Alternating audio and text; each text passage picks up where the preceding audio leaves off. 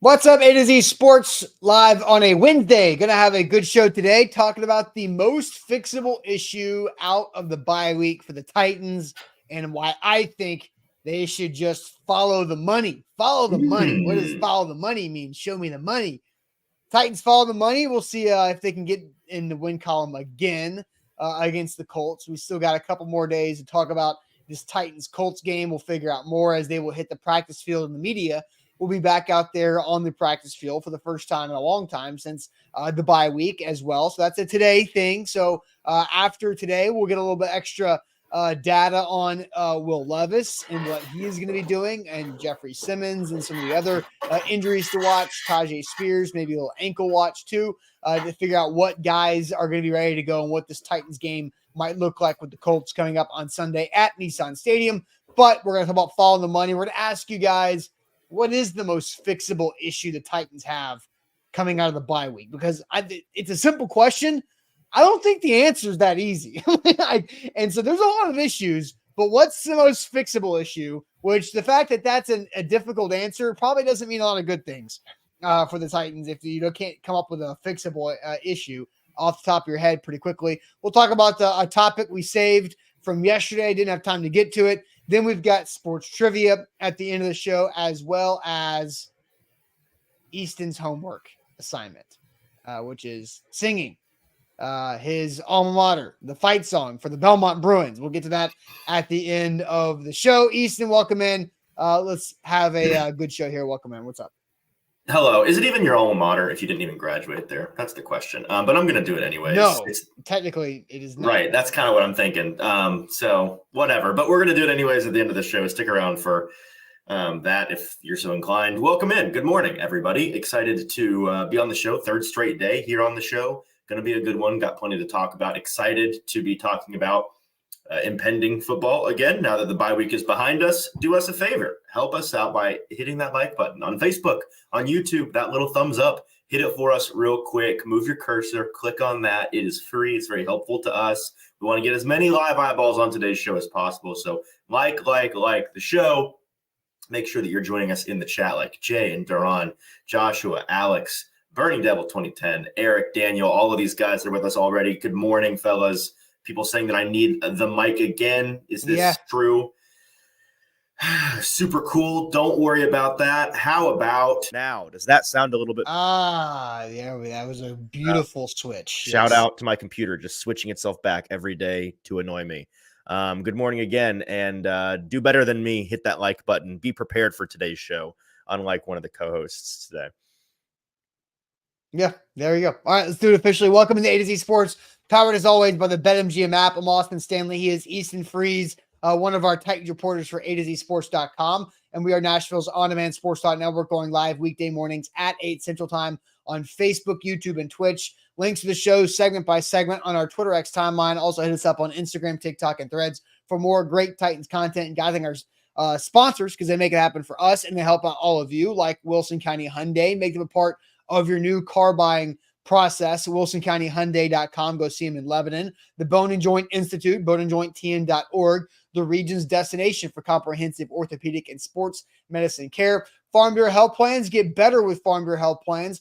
That's fbhp.com/ATOZ for a quote for health coverage. And also for TDOT, make yourself part of the solution to end littering across the state. And that's by visiting NobodyTrashesTennessee.com. So Easton, the mic is ready. And that is look, Joshua says, I think Jack paid them to be here. That's why we loved him. I don't know the context of that, but I thought it was funny. Shout out Andre for every day I'm on the show, just pointing out that he hates me. I love to see that. Thank you, Andre. Good morning to you, my friend. Yes. And look, a lot of people are confused at the schedule of the week. And the problem is it's been the same, except for Zach is moving. And so Zach had to, he still doesn't have his internet set up yet. So that's a problem. And you have to have this. So working on that. So, guys, but Easton and Sam are both good. So it doesn't matter what you guys like or whatever. They're both good at what they do. So we're gonna have a fun time with this conversation.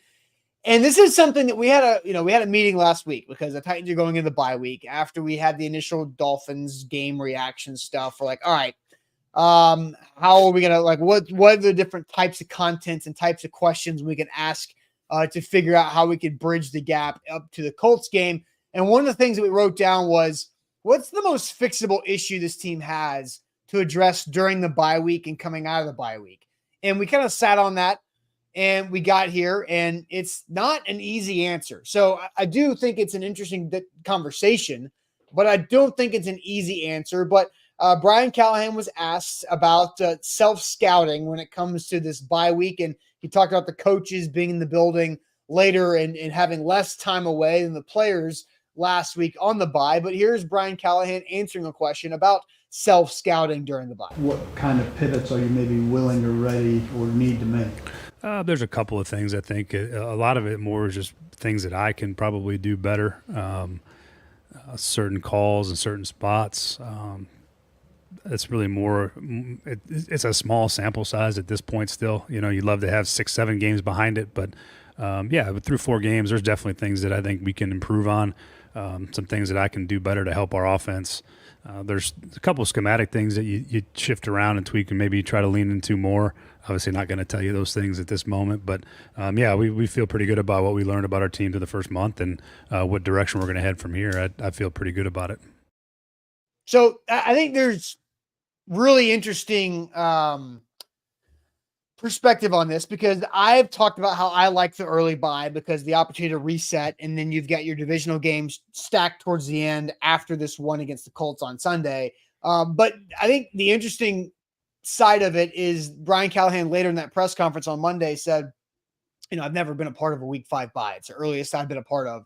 And it's like, do you have enough data through 4 games to say, okay, here's what we can pivot. Here's what's still just having the kinks ironed out of it. And here's where we are bad. Here's where we are good. Like, do they know enough about themselves through 4 games to actually pivot? Like he's saying, and he said kind of not. He said, I'd kind of like more. Yeah.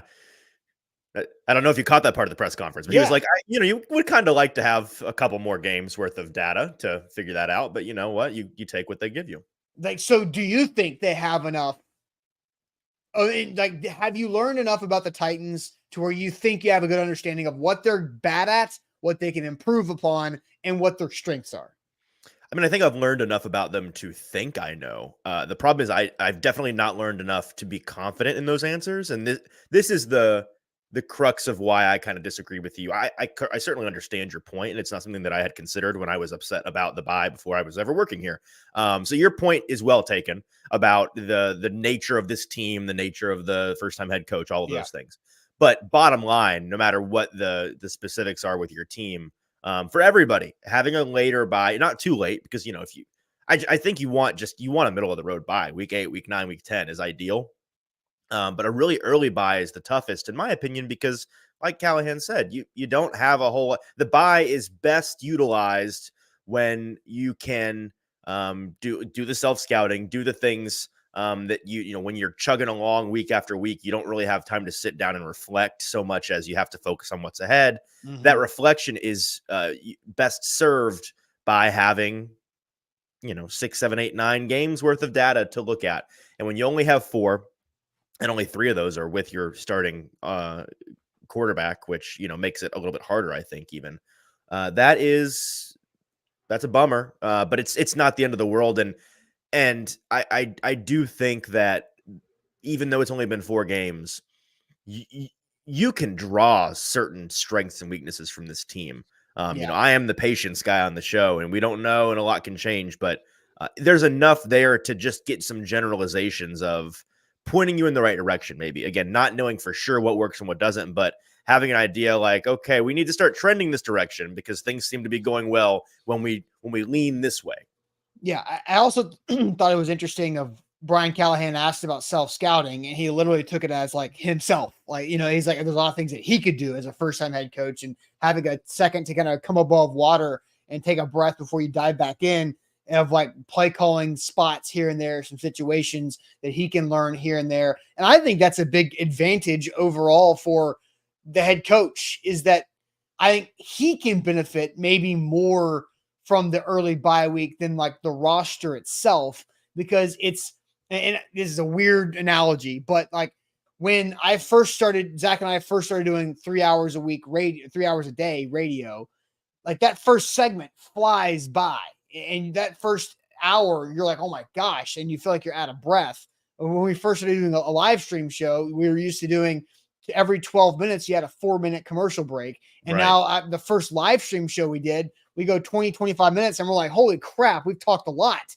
But like, and so Right. you have a chance to get used to it. And I'm sure the whirlwind that has been the first 4 games of this season has been a lot and hard to process for anybody doing it for the first time. And so I think it's just a natural, like, step back, take a deep breath, and come up above water and reset, and then just dive right back into it. Now, I did see this comment that I thought was a good comment by Anthony. The bye week came out at a good time for Levis, but week 14, when the Titans really need to win and you've played 9 games in a row, it'll be a huge disadvantage. Totally. So there's like the mental bye early and the physical bye early is helping and hurting respectively. It's just a lot to really break down, and you got a lot of football games left, and you get a lot of games in a row left without having a mini bye. There's no Thursday game, which means there's also no short week. The Titans don't play a short week ever at all this season. They do play several teams coming off of a short week. They've already got the Jets off of a short week,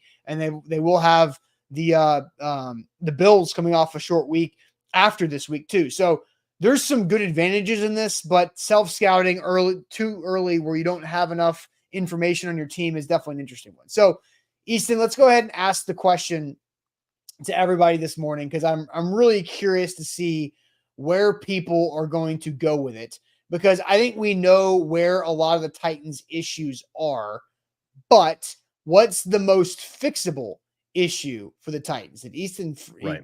Okay, so you didn't freeze. I thought you were frozen. No, I am sitting here adjusting things on the fly again. I fixed the mic. Now people in the chat saying I'm screaming at them, so I've turned the gain down. Hopefully, I sound more normal. We'll get there eventually. You sound fine to me. You sound okay. fine. Well, just keep giving that feedback, folks. We appreciate it. Fair enough. All right, so let's ask everybody: what is the most fixable? What's the most fixable issue for the Titans after the bye week to address out of the bye week? What is the most fixable issue for the Titans coming out of the bye week? Not the biggest issue to fix, the most fixable. That's what's most important here. What can they most easily fix right now? Yes, I am honestly excited to see where people take this. But first, the Bone and Joint Institute is where you should turn for any injury that pops up in life. If you're in the Middle Tennessee area, they are the region's destination for comprehensive orthopedic and sports medicine care.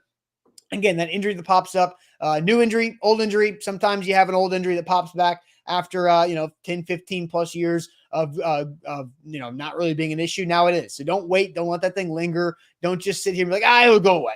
It'll go away. I mean, maybe it will, but sometimes, probably not. Especially when you get older, it gets like that, right? And so you got to make sure that the Bone and Joint Institute can help you out, get back to full health to make sure you can live the life that you deserve to live, be as active as you want to be, wake up not in pain, because nobody needs it.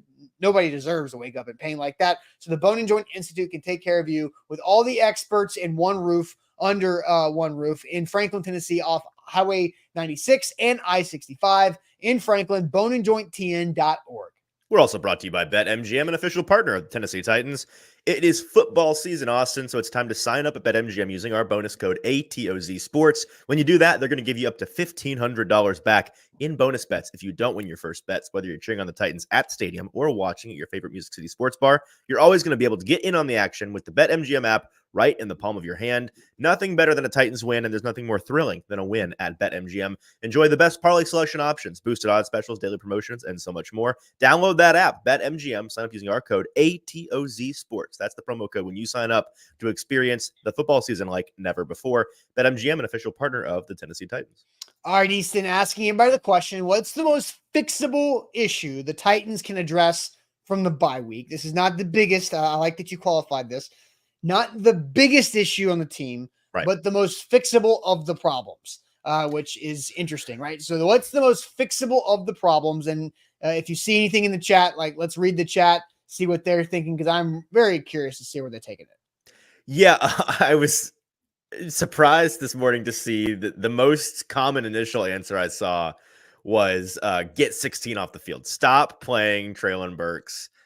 Sitting Burks is the most fixable, according to a number of folks in the chat. I understand the point. I do wonder how much that actually fixes. You're not wrong, because I just glanced at the chat. I see Burkless snaps. I saw a ton of Burks in there. Kevin, get Burks off the field, play NWI.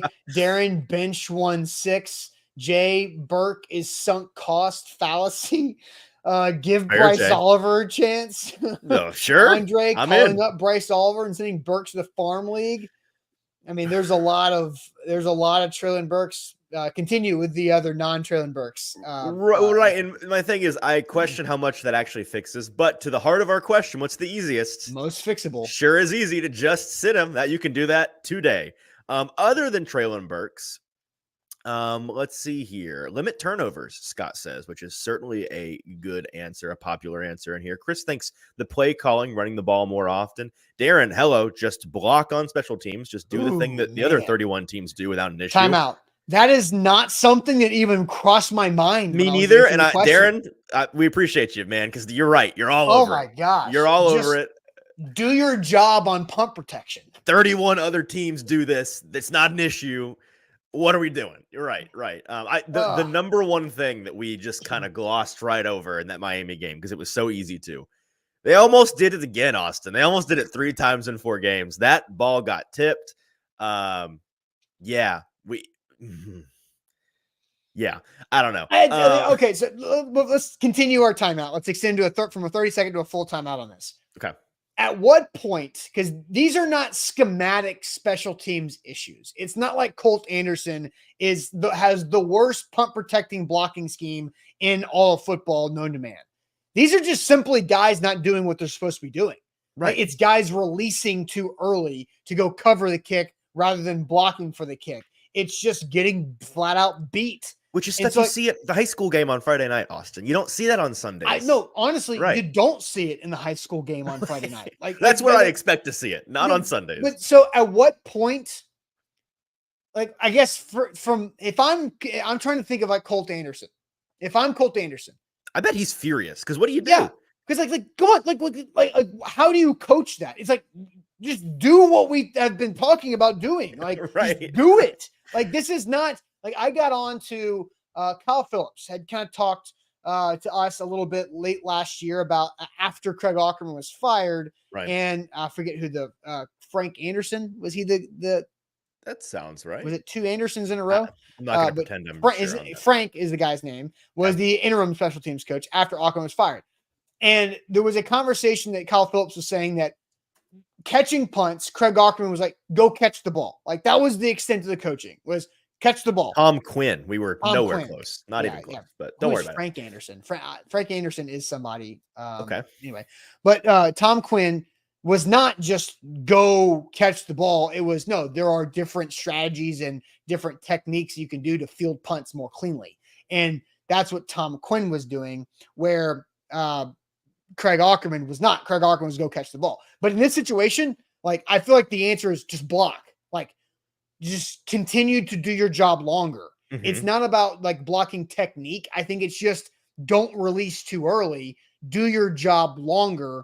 That is the solution here. But at some point, it does fall on Colt Anderson for just not beating that into the heads of his players. Yeah, because accountability lands on somebody's shoulders. Yeah, I'm with you. By the way, Frank Anderson is a assistant baseball coach on Tennessee's staff. So, oh yeah, he's a pitching coach. Yeah, so which is kind of like special teams. Don't worry about it. I mean, sure. Some other answers here from the chat. Some more special teams from Kevin here. Pistols leaning back into that play calling, 50-50 balance, running the ball a little bit more. Malachi thinks they should put Daniel Brunskill in there with the starting 5 instead of being the backup center. I'm curious, Malachi, what position you would want to slot him in at. Yeah. But in terms of what's actually going to happen, I'm afraid that isn't going to be one. Let's see here. Burning Devil thinks the linebackers are something that can be fixed quickly. I'd be curious to see how. Jacoby, turnovers and play calling. Edward, defense, getting more turnovers. Okay, so to our answers here, Austin. Yeah. My answer, and I actually don't know what your answer is. I just know you are the one that in the pre-show meeting brought up the follow the money thing. Yes. And I don't want to steal your thunder, but it's kind of what? I can go first. You go first, because I'm afraid I'm going to. So you go ahead. Okay. Yeah. Because follow the money to the success. Like, right? It's follow the yellow brick road and get to the win column. The Tennessee Titans, the easiest issue I think to fix is to give the football to their highest paid players on offense. Okay, so I was kind of going to steal your thunder. I like follow the money. Quick trivia game to maybe get us warmed up a little bit before actual trivia. Sure. Right is how much cash will the Titans pay Calvin Ridley in 2024? How much cash? Oh, I used to know this. You probably knew this in March, in April. Yeah, I definitely did. I don't know. $18 million. How about $25 million of cash in 2024 because of the signing bonus, right? You sign a new deal, okay. you get 20 million of that 25 is signing bonus, and just the other 5 is his base salary for the year and the roster, whatever the hell, That's a lot of money, Austin. $25 million of cash out of Amy Adams Strunk in the Titans organization's bank into the bank of Calvin Ridley. Easton's follow-up. How much cash will the Tennessee Titans be paying DeAndre Hopkins in 2024? Now, remember, not a signing bonus involved in this one because he was signed last year. But how much cash does DeAndre Hopkins get? $9 million. How about $14 million? Okay, so combined, that is $39 million of cash paid to Calvin Ridley and DeAndre Hopkins. I'm not talking cap hits. I'm talking about straight cash, homie, into those two guys. And what you're not doing with the straight cash, homie, was Randy Moss. You just throw the damn football to Randy Moss. You throw the football to your best players to make sure that you are getting what you paid them for. Force feed the ball. I'm actually saying it. Like, force feed it from a play calling standpoint to your highest paid players to make plays. Yes. That is what you paid them for. Yes. You gave Calvin Ridley a $92 million contract over 4 years for him to be a difference maker on this team. He has been at times, but the last couple of weeks, he has not been. Now, the Miami game, you didn't have to throw the ball at all, but he had like one catch, 9 yards, whatever, right? But a couple times, he could have easily been over 100 yards if Will Levis would have just hit him accurately in the first couple of weeks of the season. He had the 2-touchdown game against the Jets, one running. I was about to say, it's just one game, pretty much. Yeah. But there was some missed opportunities, right? The third down where Levis basically threw the ball out of bounds in Chicago when Ridley had a big time play. If Levis just threw the ball accurately and correctly, who knows what could have changed there. DeAndre Hopkins, look, we understand the injuries a factor in this. And so I'm not fully saying like, why isn't DeAndre Hopkins getting the football yet? Because you need a few weeks for him to get back into it. But it's time. Like, give him the damn ball. DeAndre Hopkins, in one of the 5 times you drop back to throw in the second half of the Dolphins game, drew a pass interference penalty on third down to extend the drive. So good things happen the majority of the time when you throw the football to Calvin Ridley and DeAndre Hopkins. So do it more. And Brian Callahan was actually asked specifically about these two guys. And here's what Callahan had to say about this on Monday. Maybe within the self-scout, can you identify certain ways that you are literally giving them the ball, so to speak? Yeah, that's really where I look at it. It's more from my end than anything else, is how do I continue to make sure those guys are getting targeted early enough in the game too, where they can help make an impact and sort of there's a rhythm involved and a guys like to touch the ball early. So you just find ways to make sure that at least they're the primary. Now, again, you can't necessarily control where the ball goes all the time, but you can control, at least with the play calls, that you're trying to get a certain spot. And it's not Will's responsibility to try to get the ball to guys, it's mine. And so I call the plays with the intent. And then as Will just sees and reacts to what he sees. But I think that's area we could definitely serve to be improved in is the drop back game and finding ways to get those guys more involved than they've been. It's our pass game production is not where it needs to be for us to continue to try to win, enough ball games to be in the hunt. And that's one of the things that we took a long look at. I love that answer from Brian Callahan because it is the natural way to go about things. If you're an offensive head coach, an offensive minded coach, is you run your offense, right? Like, it's your offense. You got hired to be the Titans head coach because of your offensive mind, right? But I think the best coaches, regardless of sports, are the coaches that put their best players in the position to benefit the team, right? It's give the ball to A.J. Brown, give the ball to Derrick Henry, use Derrick Henry in play action to get the ball to other players, use A.J. Brown as a decoy after you get the ball to A.J. Brown to allow Jonnu Smith to have 8 touchdowns in a season. Like use your best players to dictate your offense and use your offensive mind blended with your best players to be able to do that. The passing game production has been bad, and that's because of a lot of different reasons. But they are only averaging 145 yards passing per game. That's 29th in the NFL. Obviously, the situation with the Miami second half with the injury and just all you had to do is run the ball 18 times to win was fine. But it's the Callahan answer of it's not Will's job to get it to them. It's my job to call the plays with the intent to get the football to Calvin Ridley and DeAndre Hopkins, and then have Will go make the correct reads and make the right throw for what happens after the snap. But there absolutely needs to be more intent to get the football to 0 and 10, $39 million of cash into their bank accounts in 2024. And so why I think it's the most fixable issue is because Brian Callahan just said it's calling the plays with the intent of 0 and 10, 10 and 0, whatever order you want to go in, calling the plays with the intent to get those guys involved. And that's the healthy way to go about it, right? The last thing that you want on Will Levis's mental plate right now is thinking about how many times have I gotten the ball to these guys? There are other things we need him thinking about. And we also know that this is designed to be a pure progression passing offense. And so what you want is the head coach to be thinking, okay, let's get the ball to 10 here. Let's call a play where he's number 1 in the progression, or he's the primary that's most likely to be open. That way, all Levis has to do is think, okay, where's my primary? Let me throw it to that guy. Oh, it happens to be Calvin Ridley or DeAndre Hopkins. Perfect. All was right in the world. I'm with you. And, this was kind of my answer as well. So I'll give my answer in a minute after I react to your answer, for sure. Because I'll just go on the defensive side of the ball here in a minute. But let's stick on offense. Yeah. And the thing that I'm seeing, the thing that I want to point out is I'm seeing in the chat some folks saying, well, that's all good and fine. Get the ball to 10, get the ball to 0. Somebody's got to do it. That's the quarterback, and this quarterback ain't worth and the problem with that thinking is think about like the best wide receivers in recent memory that are on dreadful teams and or playing with a dreadful quarterback. Like think about Justin Jefferson playing with Josh Dobbs and that collection of guys. Right. Last year. Yeah. Think about Garrett Wilson the past couple of years playing with the collection of whatever was going on in the Jets. When you have a star wide receiver, good teams, good coaching staffs find a way to lean on them and force feed them the ball, no matter who the quarterback is, right? Like you had the Josh Dobbs of the world in there in Minnesota last year, and you still had Justin Jefferson getting 9 targets a game. You don't have to have an awesome quarterback to force feed your stars. There are ways to get a bucket in the NFL. And defenses will give you some of these looks because they're willing to let you have the little dunk stuff underneath. So is that the rest? Can you lean on that to win games? No, you can't just do that and win games.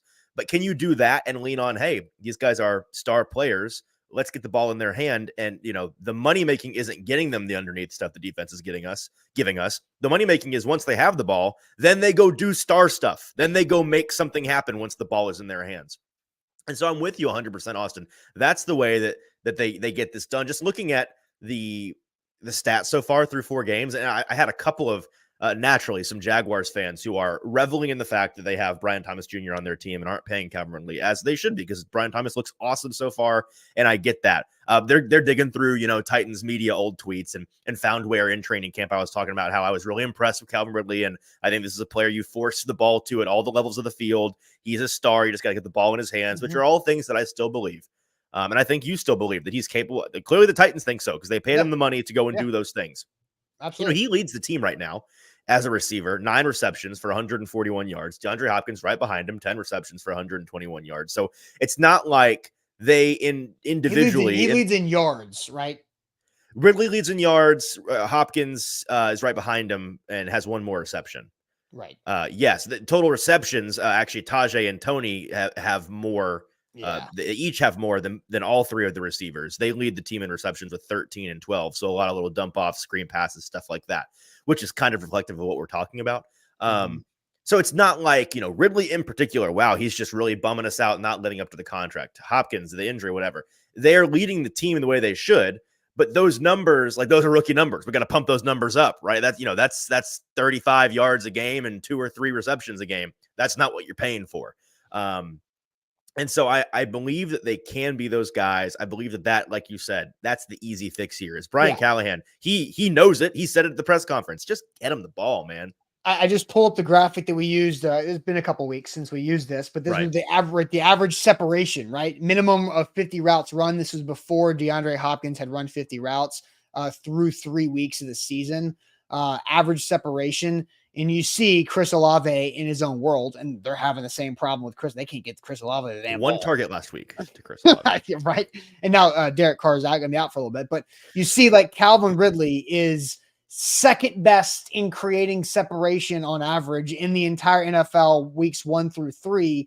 And the catch point and yak grade is, right around the average line, but still creating separation. And we've all dogged on Treylon Burks a lot, but there he is, dead last in these things, creating separation, but also terrible when it comes to catching the football and doing something with the football after you do catch it, if you catch it.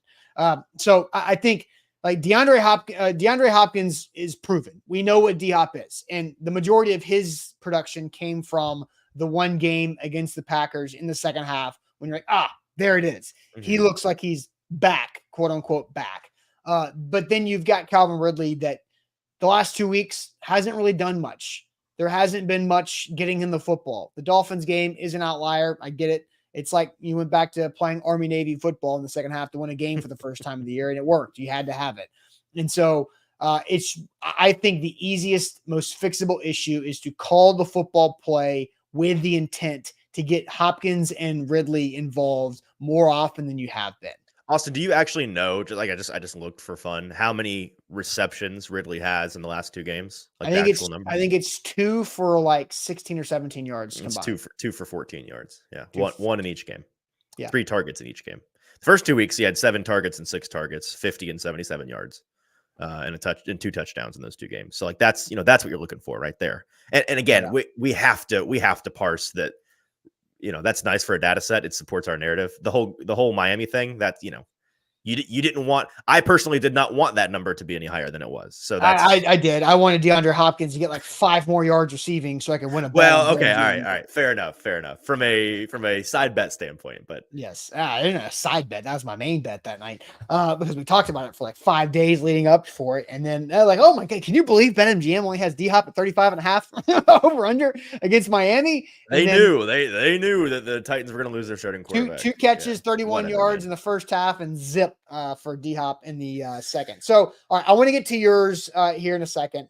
So I want to have, again, we're going through the most fixable issue from the bye week. I say follow the money to success. You're paying Calvin Ridley and DeAndre Hopkins $39 million of cash this season. So follow that money to success offensively. I'm not saying Will Levis force the ball to those guys, but like Brian Callahan said it on Monday, he needs to call more plays with the intent to get 10-0 the football more often than they have been through the first 4 weeks. We'll get to Easton's most fixable issue the Titans have coming out of the bye. But first, Farm Bureau health plans.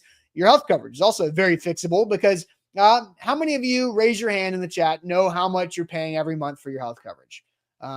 Probably not many of you, unless you're just a psychopath who checks your pay stub in all the different categories every time the paycheck comes in.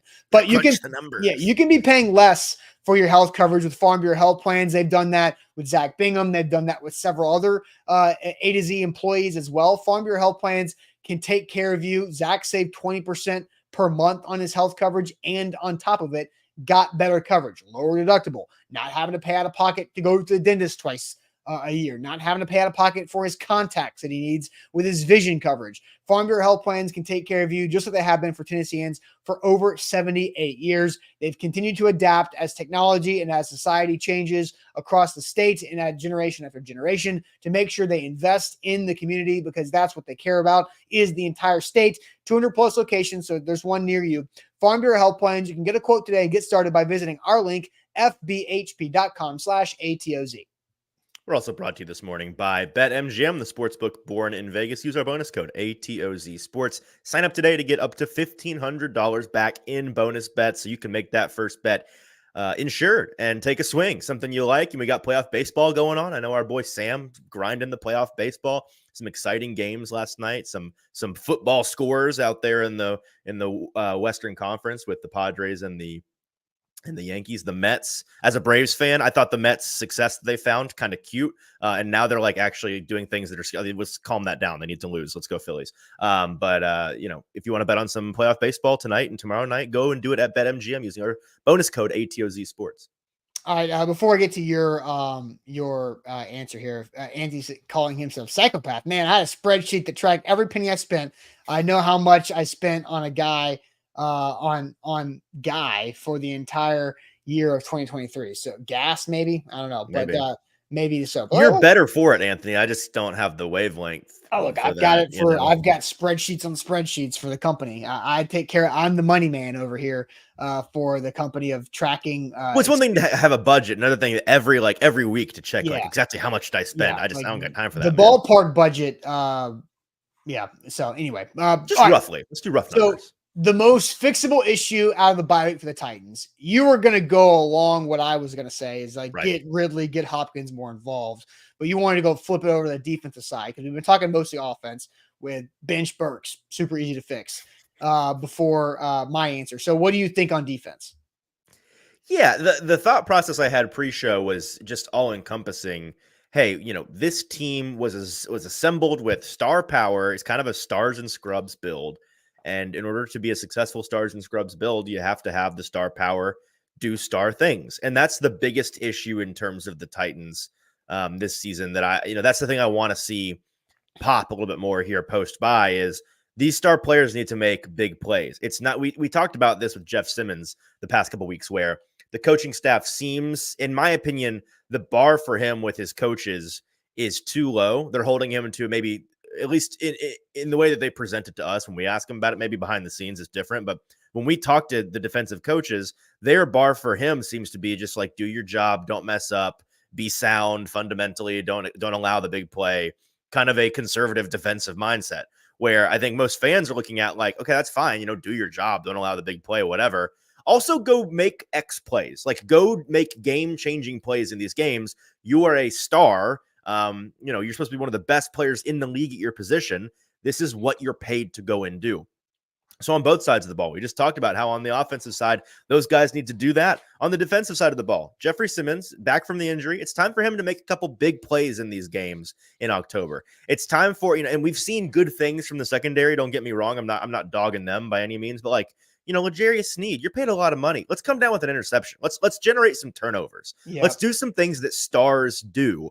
And be more than just fundamentally sound and here's what it really is. Be more than the guy that at the end of a loss, well, you can't point to me. I didn't mess up. Okay, you didn't mess up, fine. But the bar is not don't mess up. The bar is go be a star. So I'm looking at Jeffrey Simmons. I'm looking at guys like L'Jarius Sneed on the outside. I'm looking at guys like Roger McCreary, who's a long tenured Titan and a capable player. I'm looking at the safety position where you've got a couple of, the most veteran guys on that side of the ball in Amani Hooker and Quandre Diggs. Those guys the biggest thing, if you want to put your finger on it, like folks in the comments have said, generate those turnovers. And it's on the stars to do that, in my opinion. So I get your point. I like your point. It's like, yeah, your stars that you have need to make the plays that they're paid for. It's kind of the same thing that I'm saying on the offense side of the ball, right? Right. But I do think in the specific example of Jeffrey Simmons, I wonder, and I don't know this is kind of my analysis of how the coaches are talking about him and what you're saying you're hearing from the coaches is that they don't want to tell Jeffrey Simmons, dude, go wreak havoc. Like, go wreck a game. Like, they want to tell Jeffrey Simmons, do your job, do your job, do your job, and it'll come. Because Trust the maybe process, man. it is a management of Jeff Simmons to make sure that I'm serious. If he focuses on doing his job, the big play should come, because they don't want Jeff, which is true, who is a highly emotional person. We know Jeffrey Simmons, a lot of emotion, a lot of adrenaline, a lot of testosterone flowing through those big veins. If he is being told, Jeff, go make the game-changing play, then maybe he tries to do too much and doesn't play in the system, plays outside the system, tries to make a hero ball play, leaves a gap open, then there's a 40-yard run that goes right where he was supposed to be. Or maybe he does too much, and instead of just having his hand go straight up to bat the ball, swipes down and hits Aaron Rodgers in the face, 15-yard penalty, 1st and 10. Right. Like, that's my guess, is the analysis of what I'm hearing of coaches are telling Jeff to do this, is that they want Jeffrey Simmons to play within himself, within the system, as a protection agency. And I'm not saying you're wrong. That may very well be the case. But what I will say is, if that is the case, brother, you got a problem. That's not the way that's not the way that this team succeeds. Because if that is the case, it means one of two things. And maybe it means both things, but it's at least one of these things. One, like you said, you've got a star on your team that isn't actually a star, because if you're a real star in the NFL, but you can't be told to go and make a play, to use your star discretion to, do the thing that elevates you to stardom, you have to play within yourself or else you're going to mess up. Brother, you're not a star. That's not how that works. I don't know. I think you can be a star, but is James Harden a star in the NBA? I mean, yes. I don't know if he is in 2024. Was for a long time. Yes.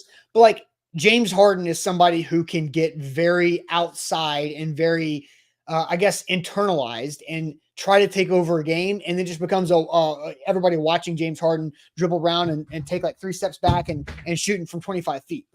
Is that going to help the team win? I think Probably that's not. some recency bias, because earlier in his career, he was winning MVPs, and he was using that star power discretion to say, I'm going to take tonight's game over. And he scores 55 points and is just an offensive machine. That's what I'm looking for from the stars. That's what made him a star in the first place. Now, there's a risk reward element to that, totally, where it's you put more on your own plate as a star. Sometimes it's going to be more on you, but that's what I want at the end of games. I'm tired. I think fans are tired of getting to the locker room at the end of a loss and saying, well, at least Jeffrey Simmons didn't mess up today. No, when you're a star, we should be pointing to you to either say you won the game or you lost the game. The impetus should be on you because you lead the team.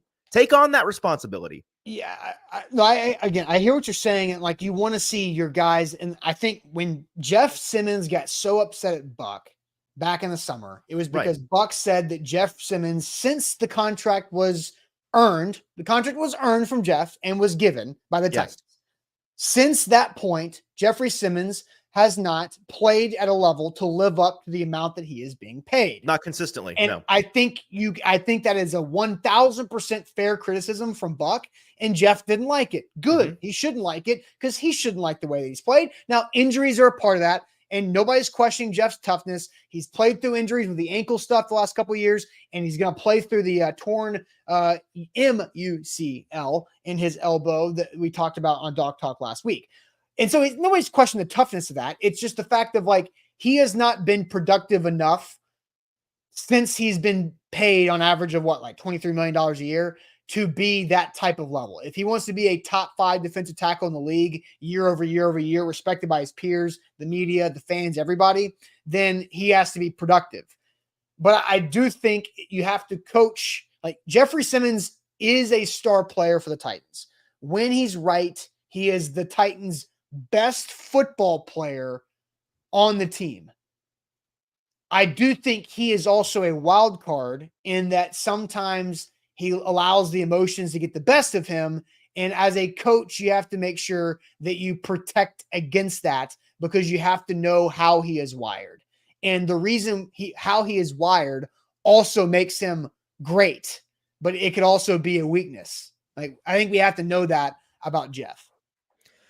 And again, I'm not saying you're wrong. I think so. Back to my point of that's a problem if that's the case. The other thing that could mean. And I'm starting to get a little bit suspicious of this.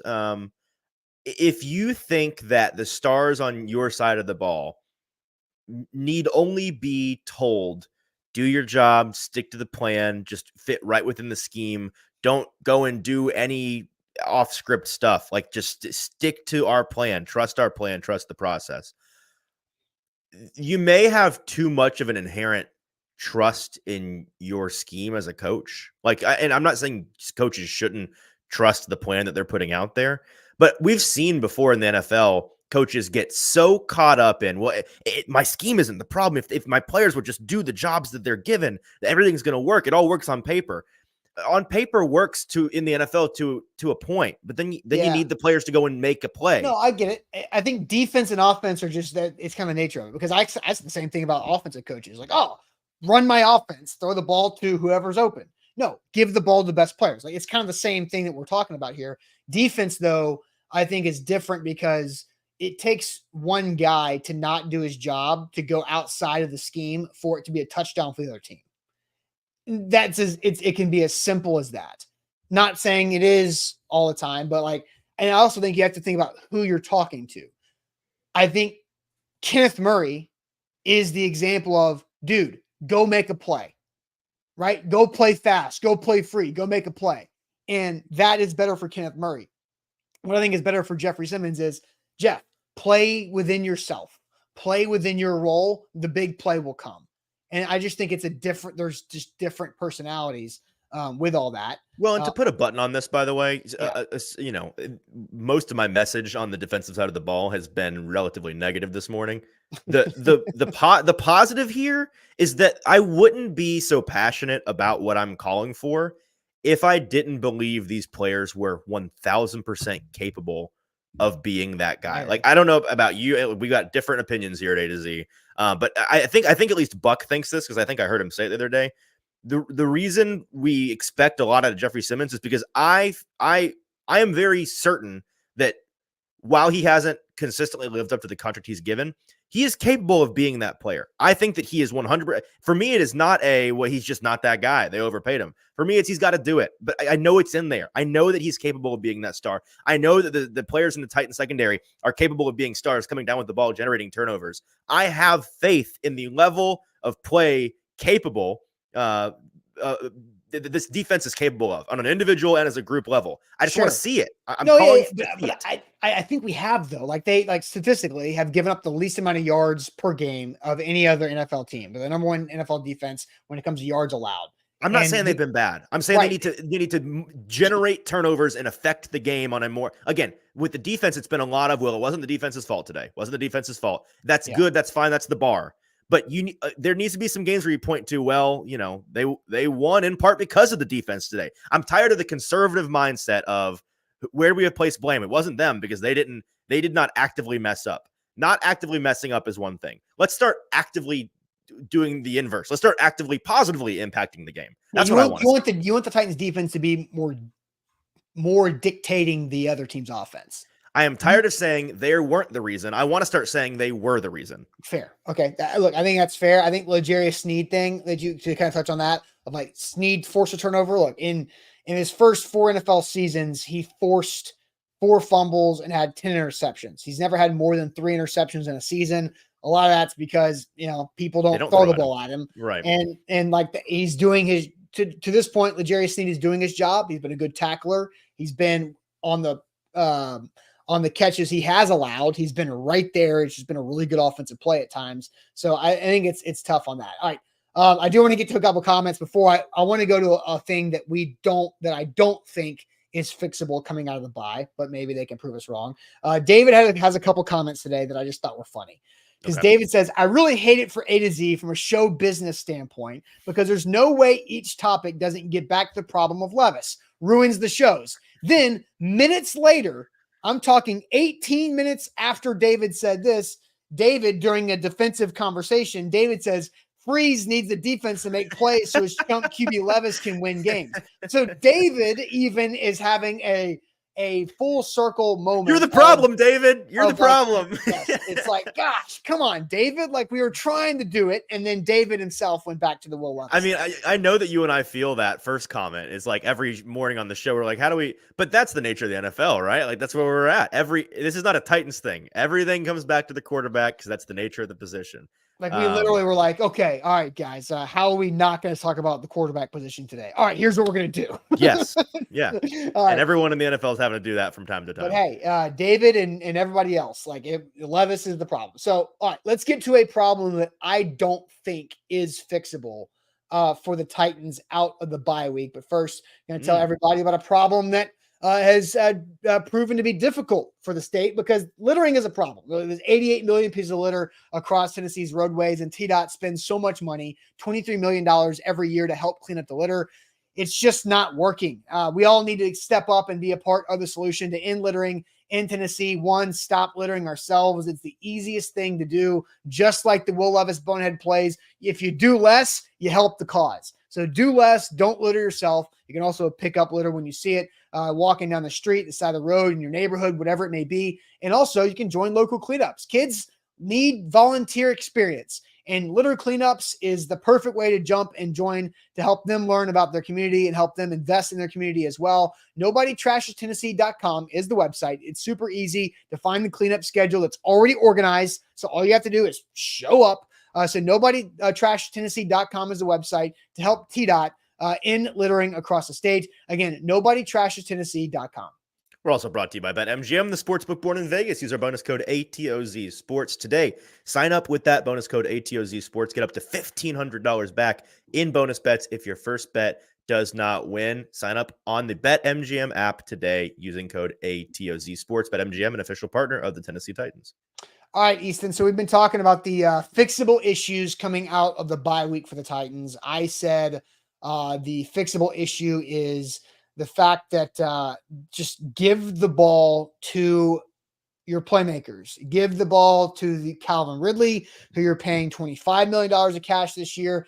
Give the ball to DeAndre Hopkins, who you're paying $14 million of cash this year. You agree with that. Yep. So you talked about the defensive stars separating themselves to make plays to help win games, not just to not be a part of the reason why they lost. Stars need to go do star things. Yeah, stars do star things on both sides of the ball. So there's a problem that I don't think is going to be fixed, maybe ever at this point, because that's how it feels. Can I guess? Yeah, of course you can guess. Go ahead. We're just going back to right tackle. Oh, we're going back to why I've got grandma on the screen. Tony, Pollard. Oh, okay. I it's see. the fact that the life of a Tennessee Titans running back is miserable, and it's going to be miserable. This is a mind-blowing yet sounds obvious. We should have saw this coming graph. Yards we kind of did see it coming, and after contact per rush. We definitely saw this coming, but it's still mind-blowing when you see upsetting. it. Yards before contact is the bottom line here. Right. Yards after contact is on the vertical one here. Look at how bad the Titans are at having space to run before they get hit. It's basically you mean zero. By far the worst in the league? Is that what you mean? Yes, and basically zero yards. If they get to the line of scrimmage with avoiding contact, consider that a win for the Tennessee I'm wondering if it's actually zero or if this chart didn't go less than zero. And maybe this is the lowest they could. They're not quite on that axis. That's fair. Yeah, you're right. There's a little bit of movement towards the half-yard mark. Well, hey, good for them. You see the Baltimore Ravens at 2.5 yards before contact per carry. Oh my gosh. And then you see the Derrick Henry number, and Sam did a good job of writing this on A2ZSports.com, is Derrick Henry's yards before contact per rush and yards per carry in his career over the last 5 seasons. And you look at the blue bars of how little room Derrick Henry had to run in 2021 through 2023. His 2,000-yard season obviously was much better. We knew the Titans offensive line was better. And I guess if you go to 2019, there's a lot more blue. Blue. Yep. Yeah. As well with the better offensive line. But the Baltimore Ravens are able to help Derrick Henry have space and gain steam to run, where the Tennessee Titans now for a fourth year in a wrong graph. Wrong Now graphic. for a fourth There we go. year in a row, cannot give the running back any space to breathe, any opportunity to gain momentum towards the goal line. And I go back to Tajay Spears' touchdown run on the Wildcat. Tajay Spears was 3 yards in the backfield, having to make a superhuman cut to get away from a tackle for loss before turning it into a 5-yard touchdown run. Right. Like, I don't see how how can the Titans fix this problem? And we knew Bill Callahan's not going to come in here and be like, all right, the offensive line's better now. Like, that's just not how it works. But they are so bad at blocking, whether it's a run play, a pass play, or a damn punt. They can't block to save their lives. And it's not this staff's issue. It's both last staff and this staff. It's now 4 years in a row. The Titans can't block worth a damn. Yes. Correct. I don't have a whole lot more to add to that besides I do in terms of whether it will be fixed or not, I do anticipating it getting better as the season goes on, because if nothing else, the Titans do have the athleticism and mass on this offensive line, particularly on one side of this offensive line, to be a very good run blocking team. And something that Bill Callahan historically hangs his hat on. And what, if you ask about the specifics about Bill Callahan and his legacy to folks around the league, they will bring up, the run scheme is nasty. It is trailblazing. It's what a lot of the NFL has copycatted throughout the years. And Andre, my best friend in the chat here, asks, what's the breakdown of runs left, up the middle, and run right? We don't have it for you this morning, but I was looking at this the other day, Andre. If you just go to Next Gen Stats and look at they have the run charts for some reason, they only do it for Pollard, which is annoying. But for Pollard, at least, Because Tajay doesn't have enough carries, right? But give us both. I know you got it in there. Bring it out there. You've got the data. Give us data. You have it. Just post it, please. Yeah, so you're sitting on it. Quit gatekeeping Tajay Spears numbers. They are more successful game after game running to the left, as they should be, and as you would expect them to be. Up the middle is, but getting to that left edge and running, off tackle, behind the tackle, guard tackle, just running behind the two big fellas on the left side is a more successful proposition for them. So, I run left is back in Tennessee, as Corey says in the comments. But ultimately they have to get better. And this is one issue where I'm relatively unmoved, because you're right, Austin. So far, just look at the numbers. So far, it has been dismal. If we can pull that graphic back up one more time, the glass half full element of it is look at those Yak numbers. There was a third or fourth in the league, really high, doing a great job. The run game is net successful still, despite the lack of a head start that the runners are being given, because you got two really talented runners. So if and when you put that together, and just again, you don't have to be the Ravens. You're not going to be the Ravens on this chart, but if you can be the Bengals, the Bills, the Raiders, right, just right there on that midline, man, you're going to be set up for a lot of running. Just be the Jets, like God, like come on. Second. Can you be second to last? Can we start with that? That's a big jump. It really is. That's almost a half-yard bonus. Yeah, gosh. So I'm with you, but I am not. There's a lot of things on this team I'm super concerned about right now. This is one that I'm still fully trust the process mode. I think that Bill Callahan will figure this out. I think he's got the horses to do it.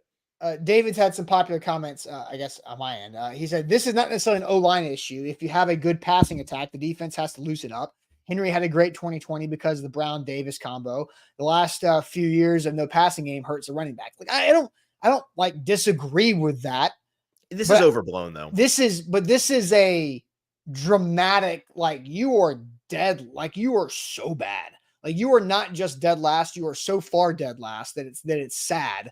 And then it's looking at these numbers of Derrick Henry.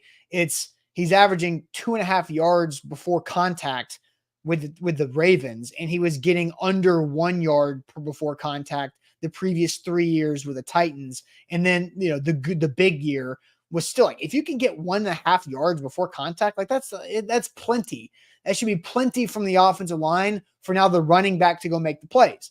And in 2020, Derrick Henry was doing that by averaging over 5 yards a carry. The fact that it was less than a yard before contact on average and Derrick Henry was still north of 4 yards per carry says a lot about Derrick Henry. Because like if you look at the whatever color that is, orange, gold, yellow, Dijon mustard, I don't really know, pumpkin. Pumpkin, I think. If you look at that pumpkin colored, it's about the same for Derrick Henry. It doesn't change. Like there's not that big of a difference. The main difference in Derrick Henry's average yards per carry is the blue. He's just getting a boost from the line, getting a boost.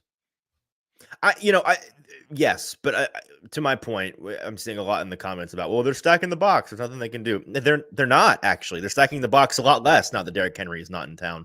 And to David's fundamental point of when you have a better passing attack, the defense is less prepared to defend the run, or maybe less prepared is the wrong word.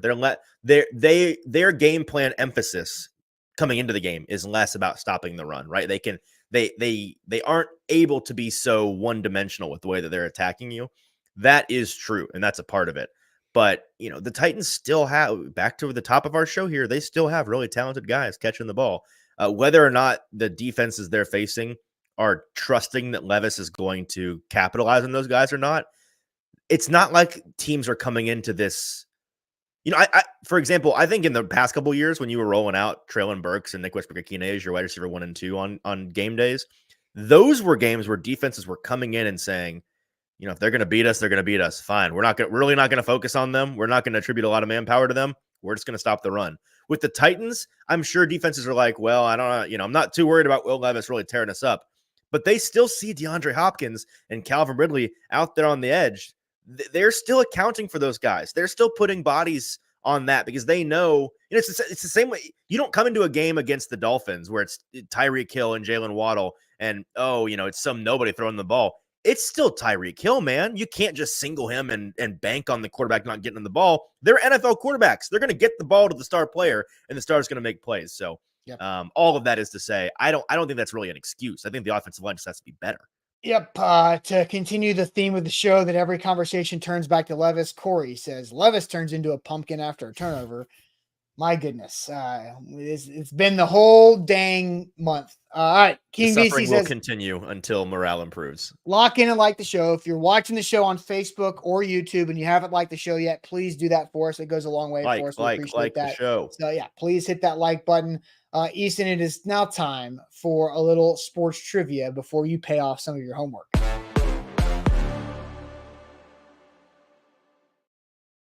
At Wilson County Hyundai, make them a part of your new car buying process. Go see our friends Payne Bone and his team in Lebanon. Save money on that new ride and go get yourself a brand new Hyundai. Pretty sweet vehicles there in Lebanon at WilsonCountyHyundai.com. Easton, are you ready for trivia?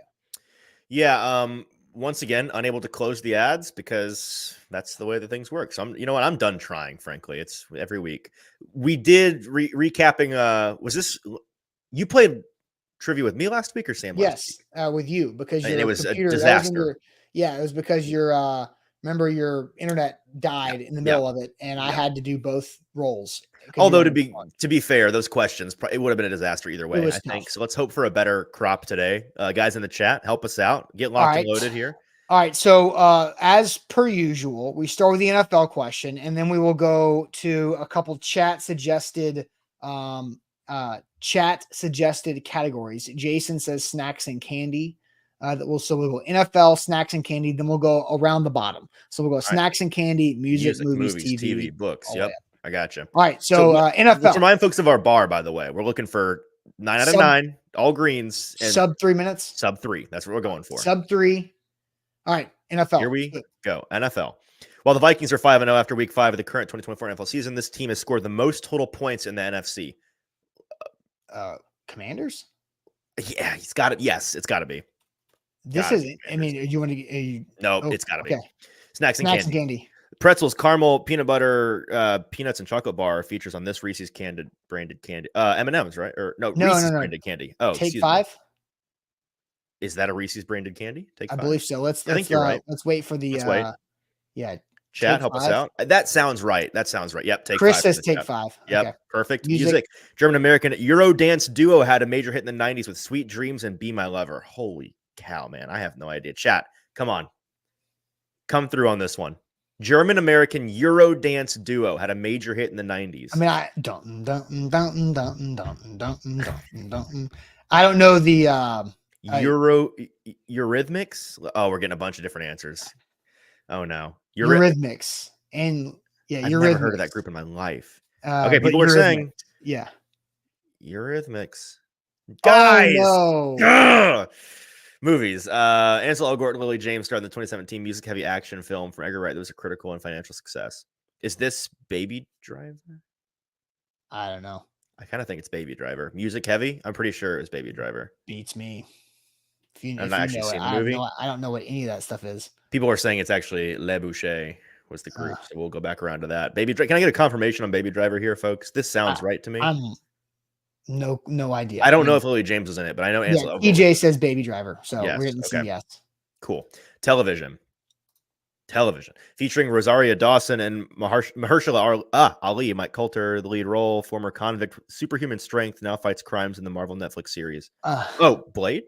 I have no idea what any of that is. I want to say Mahershala Ali was. I could be making that up. Actually, I have no idea who any of these people are. Luke Cage. You've never heard of Mahershala Ali? Black Lightning. Luke Cage. Luke Cage is getting a lot of. Hello, have I misspelled Luke Cage? Is it? Here we go. It's taking its time updating. Books. Okay. Winston Smith, O'Brien, Big Brother, Double Think, and New Speaker character symbols are reference to. Oh. Is this 1984? Yeah. No. Excuse me? That's the name of the book, people. Is this trivia site just not working this morning? It's literally 1984.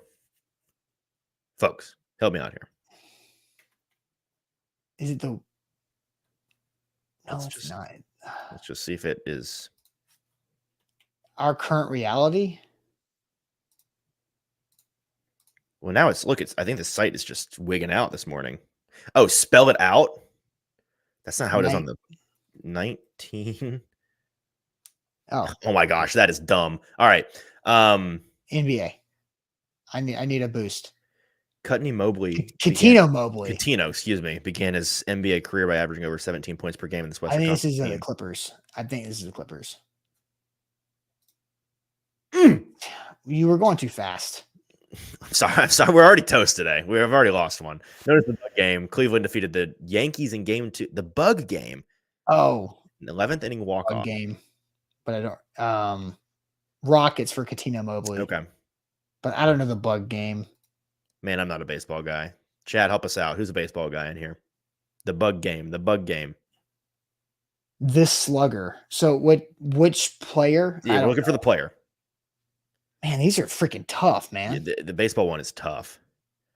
We need to call Sam. And also, the way the question is asked is confusing as hell. This is a tough one. This Travis is like a Hafner. Jim Tomei. Jim Tomei. The question is, who is the slugger that hit an 11th inning walk-off against Luis Vizcaino? It's either Tomei or Hafner, but we're not sure here. Now we're getting Giambe. Jim Tomei is the most common answer. I think Jim Tomei.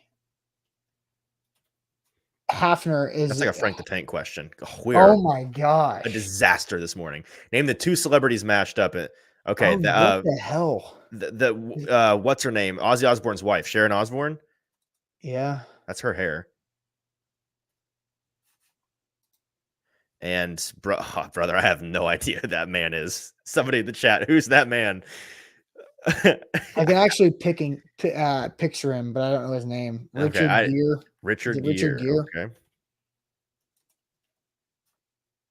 Can't see the answers. Hello.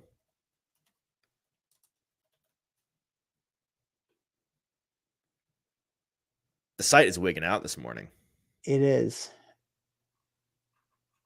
Show me Richard Gere. Okay. You know what? It's just not responding. Too many people were playing trivia this morning. Now it's just straight up not. Yeah, now it's just not doing anything. Oh. All right, Sharon Osborne, not Ozzy. Show me Sharon. Why is this this way? Have you ever had this issue with this? No. Okay. And then Richard Gere.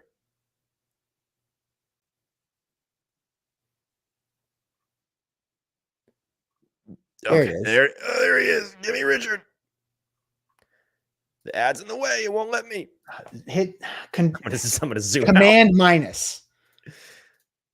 Oh my god. What in the, Oh my okay, God. I am so frustrated at this thing. Fix your stuff. Why is this so bad? The dozen needs to get it And together. people are out saying here. it's David Duchovny. Oh, are we off of Richard Gere now? I don't freaking know. I am so beyond. Guys, it's not my internet because you can just see do and hear Richard- me loud and clear. Just do This is Richard the Gere. this is the and dozen we can trivia end site. it. Okay, we're gonna just try Richard Gere. Yeah, sure. Where do we want to Okay. double? Okay, it was So Richard Gere. The music was, what was the group again? La Lay something. Well, I know we can do the Rockets, so go to Houston Rockets for the NBA. I know that for Coutinho Mobley. The dozen is broken this morning, folks. It's not letting me do anything. This is ridiculous. This is an all-time bad score, but it's partial. It's largely not our fault here. Okay, Houston okay. Rockets. Oh gosh, oh gosh. Okay, God, just music. Oh, we only get one. Cool. Yeah, I mean, we knew the answer is LaBouche. Ah, All right, Easton. the Let's dozen. put us out of our misery even more by you singing the Belmont Bruins alma mater or fight song, whatever it's All called. right, let me sing a song for a university I don't even owe anything to. If you thought that was bad, just wait. I mean, this won't be worse than that. I don't think. All right, let me let me present the. You don't have to present it. You No, can I'm just going do it. to. I'm going Okay. to. All right. Just so the people can, if you want to sing along at home, go for it. Okay, here, let me first make sure you guys can actually hear this. Can you hear this? Yep. All right, here we go. Are you ready? Yeah. 4 minutes long. I'm not doing the whole thing. We're just gonna do No. Here we go. ELMONT, we're here to fight for you. ELMONT, our hearts are true. Use our paws and wear our claws for dear old red and blue. Listen, hear it, catch the Bruin spirit, come on, we're all for you. There we go. That's plenty. That's plenty. We're not gonna do the rest. That's more fight song than anybody asked for this morning. Oh, fight songs are so corny, man. Is there a good fight song anywhere in the Yes. world that people like? Oh, I love our fight song. I think not. Yeah, I mean, "Hail to the Victors" is a great fight song. Oh, yeah, Michigan? that's fair. That's fair. Well, and like, do you consider like the armed forces themes? Like those are pretty badass. Those are epic. Yeah. Yeah. But that's kind of different. That's not really a fight song. I guess, is that the fight song that they sing at like the Army Navy game? Perhaps, because those are actual those are songs. Like more people like- think they're just yeah, those- there were words to them. I sang them in high school choir. Yeah, I mean, there's Country Roads, is that somebody's fight song? no, People are saying no, that's just an anthem. Pitts Pirates, We Are Family, like the We Are Fam. And that's not a Those fight are song. just like anthems for teams, not like actual. Right. The whole point is that every fight song was and written Rocky in Top is not- 1747 by Rocky Top is not Candlelight. the fight song for Tennessee. King VC says you can low key sing, bro. I mean, I was a voice major at Belmont for 2 years. I'm a classically trained singer. So yes, thank you. I appreciate it. That's the kind of song I hate singing that kind of song because like you can't. That's not a song you can demonstrate your ability to sing on. You just have to kind of like it's like a chant more than it is. Well, a it's song. that's because fight songs are made to be sung by everyone. I guess that is the point. That it's supposed to be a low bar. Yeah. That if you want to hear me sing, there are instances of Easton really singing on the internet if you dig hard enough. So have fun. Okay, well that sure was one of our shows of all time. Yeah. That was it. That was. All right. was a That'd be it sneeze. for us. Make sure you That's hit that like button, like the show before you go on Facebook, on YouTube. We'll be back tomorrow. Sam will be back on Thursday. We'll kind of continue to flip the script to the Colts game. The Titans back on the practice field tomorrow. We'll see how much Will Levis does out there after the AC joint shoulder sprain on his right throwing shoulder. And we'll catch you guys and update you guys in the morning. Buck Rising live tonight at 7 for A to Z Sports Prime Time. We'll catch you guys tomorrow. Appreciate it as always.